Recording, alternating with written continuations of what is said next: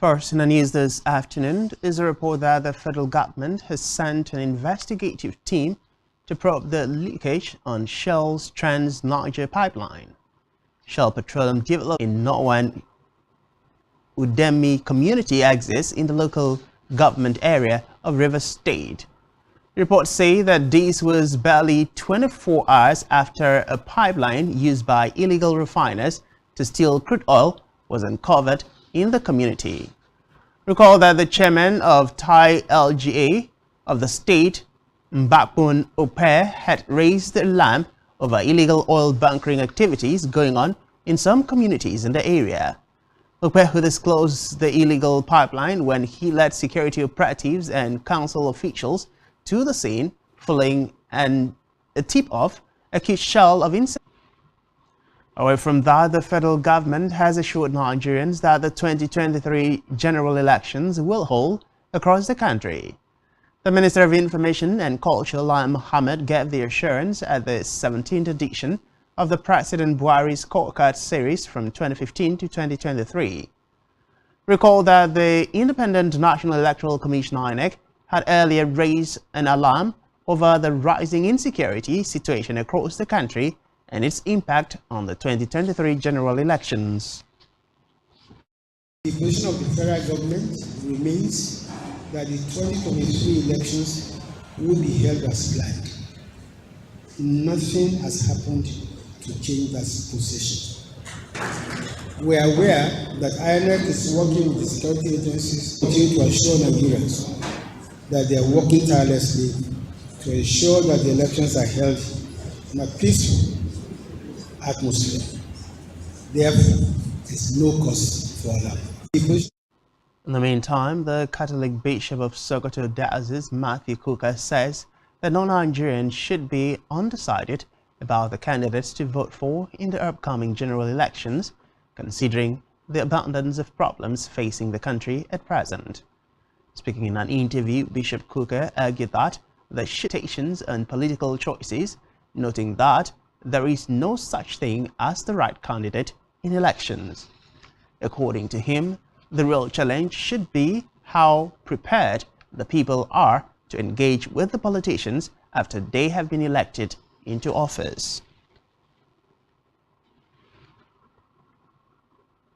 In security, the chairman of the House Committee on Capital Market and Institutions, Babaganda Ibrahim, has said the Investment and Security Bill is capable bill by the House Representatives in a statement issued by the Securities and Exchange Commission recently. Ibrahim said the bill is meant to repeal the existing Investment and Securities Act of 2007 that will establish a new market, infrastructure, and wide-ranging system of investment regulation and business securities in Nigeria.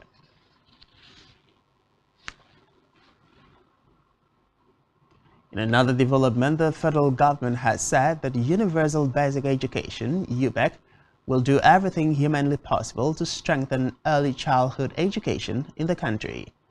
In a statement made available to Newsmain to herald the flag-off of the national sensitization campaign of out-of-school children across the country, the Minister of State for Education, Nana Opia, highlighted some of the factors that deny children access to early education, noting that the federal government, through the instrumentality of the Universal Basic Education, is doing everything humanly possible, a mandatory 50% counterpart fund to access the yearly interventions of the federal government.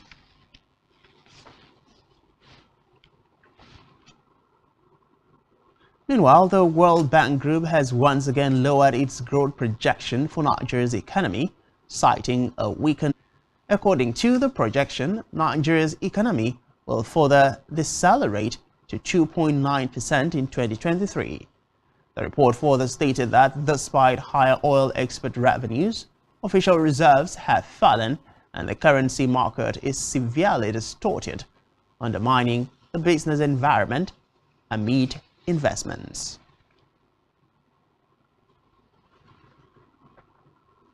In the meantime, deposits by Nigerian banks have risen by 6.92 trillion naira from 36.13 trillion naira as at the end of October in 2021 to 43.5 trillion naira in the corresponding period of 2022. This is contained in the personal statement of members of the Central Bank of Nigeria Monetary Policy Committee. Ahmed said total assets rose to 69.6 trillion naira in October 2022 from 57.3 trillion naira in October 2021. She said sustained implementation of the policy on credit risk management by the banks were useful in that regard. See transmission via the banking system. On health matters, the President, Nigerian Association of Nephrology, NAN, Dr. Adanze Asinobi, has expressed worry over the increasing number of Nigerians suffering from chronic kidney diseases. Asinobi spoke at the association's scientific conference and annual general meeting in Kano. She said the conference with the theme, Current Concepts in Acute Kidney. She further affirmed that the management of chronic kidney disease is capital intensive, beyond the reach of the poor and the middle-income earners, noting that the need for stakeholders' collaboration to reduce the burden is necessary.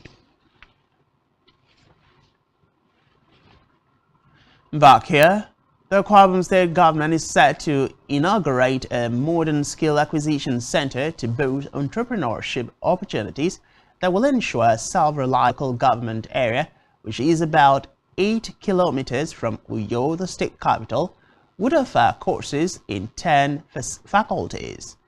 According to the consultant on the project, Churchill Udo, who stated this while conducting reporters around the center, said that the center will also house facilities for major sporting events. According to him, the international certification includes the City and Guilds of London, in addition to that of the National Board for Technical Education and other relevant trade bodies and institutes of Nigeria. We move now to Africa, where key figure Gbagbo Gode in the post-electoral Gbagbo was acquitted by the International Criminal Court (ICC) in March 2021 for crimes arising from the conflict. He launched his own political party named as the Pan-African Congress for Justice and Equality of the People (COJEP). However, he remains banned from standing in elections because of a 20-year jail sentence linked to the post-election bloodshed. Still in Africa, 3 agents from the United Nations Office for the Coordination of Humanitarian Affairs (CHA). The UN agency said 2 of the victims were attacked by armed men, which left others dead in a village in the Oil Ridge Abbey administrative area. A total of 14 people, including women and children, died in the attack, which was attributed to youths from the neighboring Twig country. The disputed region, which is under UN protection, has been on the border between Sudan and South Sudan. On the foreign scene, Russian war crimes and human rights abuses during the war in Ukraine has been identified as a litany HRW. In the group's annual report reviewing human rights standards in nearly 100 countries, it said that evidence of war crimes in Bucha, a suburb of Kyiv, are a part of a pattern that has been repeated countless times. HRW's World Report 2023 also highlighted the bombing of a theater in Mariupol, despite signs warning that children were sheltering there, as well as strikes on other non-military targets. While appreciating the response of European countries in receiving Ukrainian refugees, the group also said that governments should reflect on holding Russia's presidency to account. Relationship while upgrading their military force posture in the country. This is according to the 2 U.S. officials from the U.S. Defense. They've established collaborations for the stationing of a newly redesignated Marine unit with advanced intelligence, surveillance capabilities with the ability to regiment, an artillery regiment would be redesignated as the 12th Marine Littoral Regiment for more military collaborations between the countries. Our alliance is a cornerstone of peace, security, both very much committed to. Still to come in the news, NFL star Dama Hamlin gets discharged to continue rehabilitation at home. The step.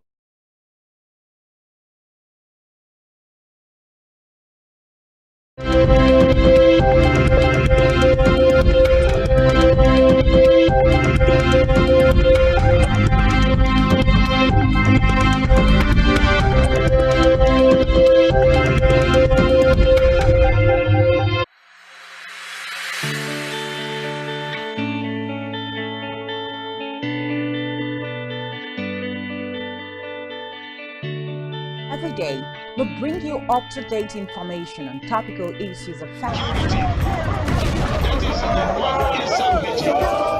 education, health, lifestyle, and so much more. Join Janice Kobum and Uyai Anyeken every weekday from 7 a.m. to 9 a.m. on Rise and Shine Daily, exclusive on Spectrum Television.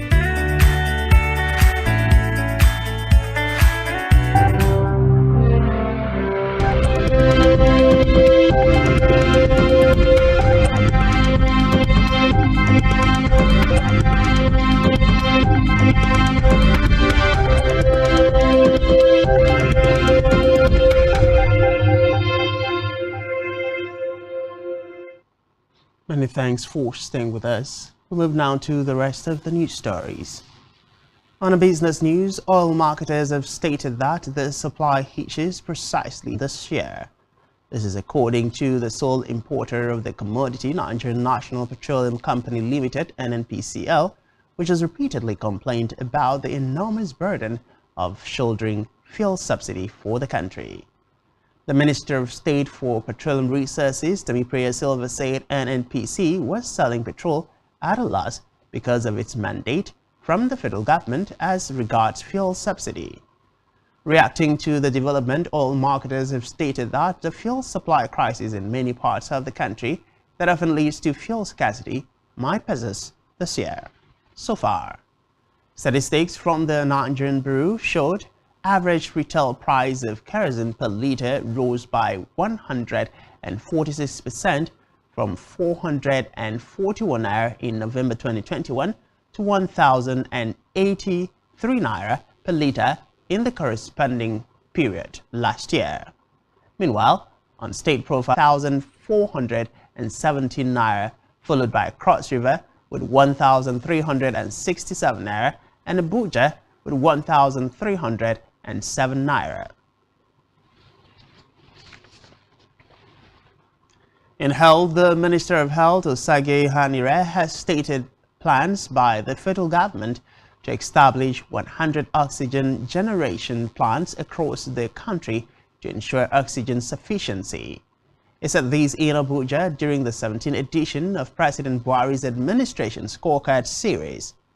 According to Ihenere, because the COVID-19 pandemic in 2020, there were less than 30 functional oxygen plants in the country, with the pandemic giving rise to the need for oxygen sufficiency.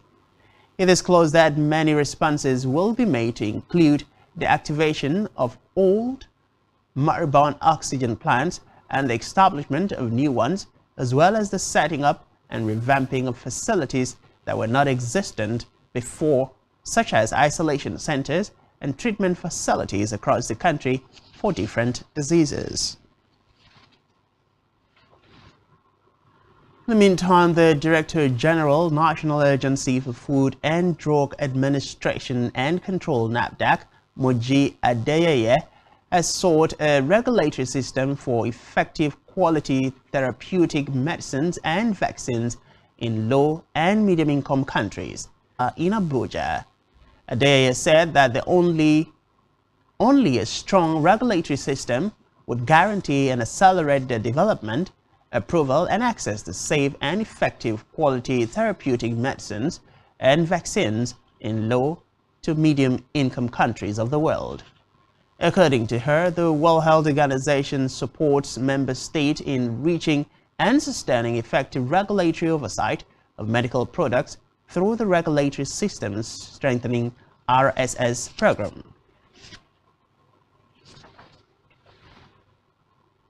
In sports, Buffalo Bills' Dama Hamlin has been discharged from the hospital following 9 days after suffering a cardiac arrest during an NFL game.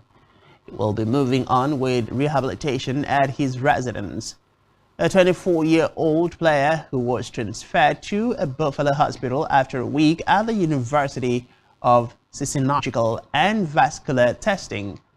Recall that Hamlin collapsed during a January 2nd game against the Cincinnati Bengals while being sedated and placed on a ventilator in critical condition, but making remarkable strides in his recovery. Still in sports, Egypt under-20 national team coach Mahmoud Gaba has made calls for 4 foreign-based players to bolster his squad ahead of next month's Africa Under-20 Cup of Nations.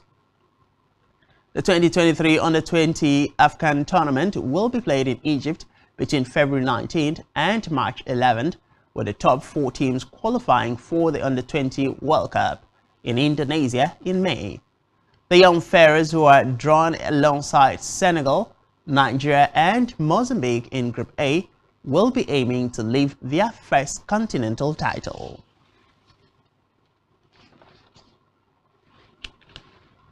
On our entertainment news, President Muhammadu Buhari has sent condolences to the family of the founder and chief executive officer of the African Movie Academy Awards, Ama Peace Osigwe. In a comment reflected through the awards platform, President Buhari commended the contributions of the industrious and creative artist and administrator on the growth of the film industry in Nigeria. He said he believes the institutions Osigwe has so far built will be far for the discovery and promotion of African talents that will further project her legacies.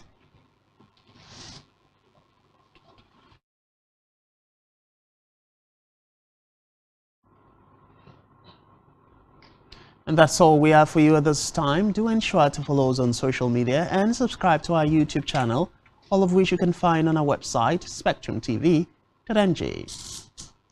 You've been watching Spectrum News at 2. I am Francis Edit. Many thanks for watching and have a lovely day.